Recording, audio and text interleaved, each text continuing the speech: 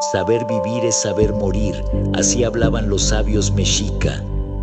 La vida es un regalo que viene del Omeyocan, el lugar del corazón dual. Y con dicho regalo viene también la pauta para el descanso que nunca despierta. Los mexicas no tememos a la muerte, porque sabemos que morir en guerra, en batalla o en ofrenda es volver al lugar de origen. Saber vivir es aprender a caminar al lado de la muerte sin temor. Huitzilopochtli, la espina que se mueve a la izquierda, nos enseñó que la gloria está en enfrentar cada día con valentía. Cada batalla, cada momento de lucha, es un honor para nuestro Tonali.